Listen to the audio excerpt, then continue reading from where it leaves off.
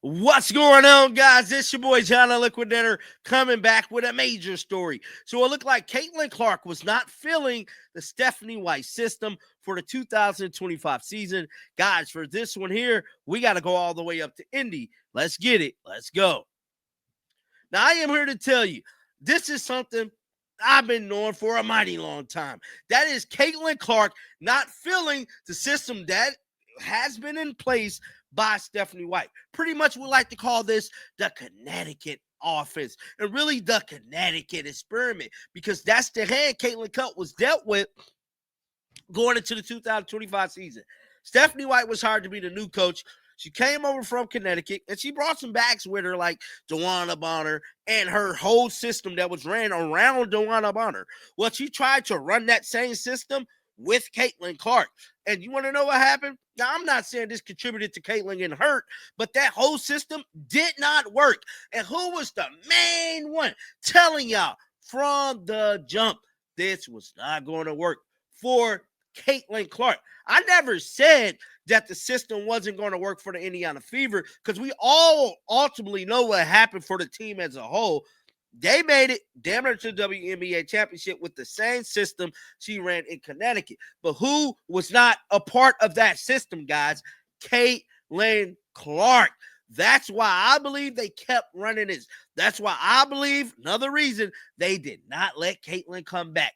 They did not let Caitlin come back because they wanted Stephanie White to run her system. And guess what happened? The same results happened. The same thing happened when she was in Connecticut. Runner up.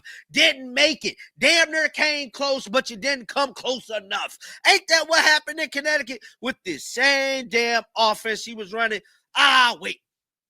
That was the same thing that happened. They damn near got there, but they didn't get there all the way.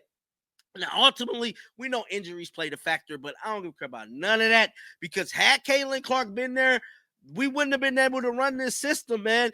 Why I believe the front office did not let Caitlin come back, because they wanted to let Stephanie White run her system.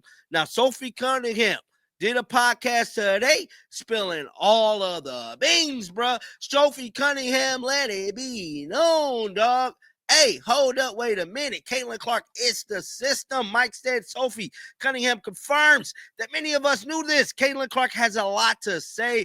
We'll have a lot to say over the offensive system. Anyone that knows ball knows something changed after halftime of their Atlanta game, and it stayed to the Dallas game. And I got some footage here I'm about to show y'all, but let's listen. See Caitlin or like a healthy LeBron, wherever they go, that team will probably be above 500. Yep. But is that fair to say? Yes, but I think that the reason behind that is because those types of athletes, they get to come into an organization, they have the green light, and they can do whatever they want. Yeah. Where that is very rare to get drafted and be able to control the whole system. Right. Was CC making decisions like? Yeah. With it? Yeah. As she should. No way. As she should. But I also think that So she just said, Sophie just confirmed Caitlin Clark was making decisions, which lead me to believe, before we even finish this damn clip, do y'all think Caitlin Clark wanted to play off the ball? Off the ball. Because I got a clip here from way back when. Oh, man, from way back when Caitlin Clark was at Iowa. And she stated the main reason she wanted to go to Iowa. Let me pull up this clip right now. Oh, I got it in the archives, bro. Your boy John Liquidator got this clip. Where is that damn clip? Because I got it. Oh, I got it.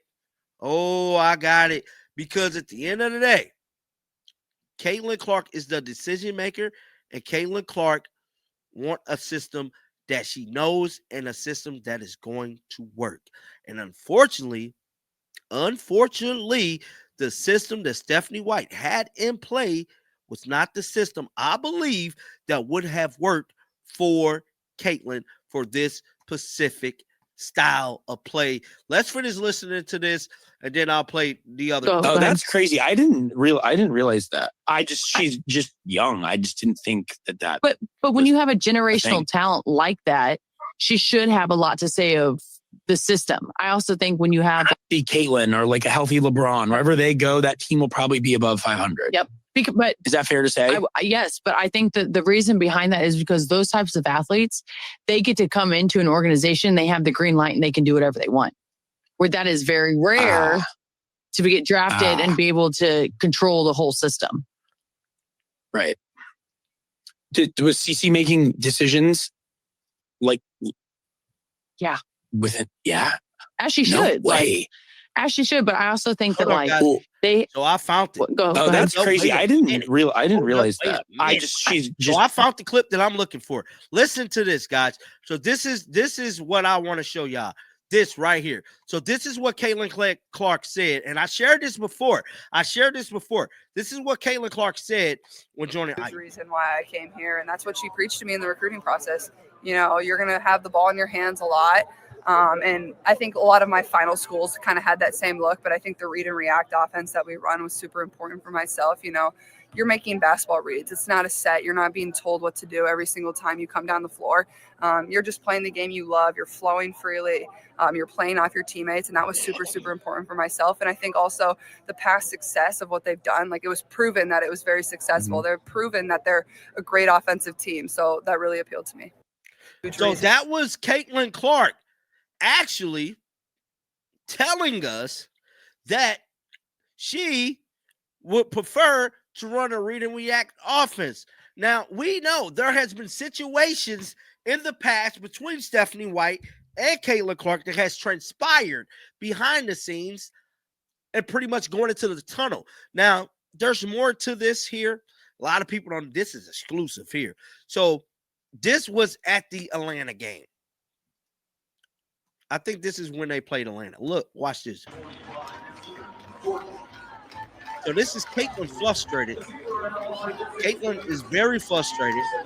Now, in this same sequence of this clip, you can see Caitlin.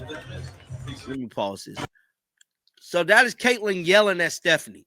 Caitlin never wanted to deal with Stephanie offense. Ever. From what I'm hearing, Caitlin wanted to run her offense, read and direct, because it worked for her style of play. I believe that's why they did not allow Caitlin Clark to come back, and that's why they got the same results they did as if when Stephanie White was in Connecticut. We all remember there was some runner-ups, and what happened? The same shit happened again. Runner-up. Blame it on injuries all you want. Stephanie White offense could not get y'all to a championship. Caitlin can. At the end of the day, Caitlin's system read and react, that can. Guys, get down in the comment section. Let me know y'all thoughts about this, man. Keep them bells on. I will be back with another one. And until next time, man, shake the haters off. I'm out of here, bro. Peace out.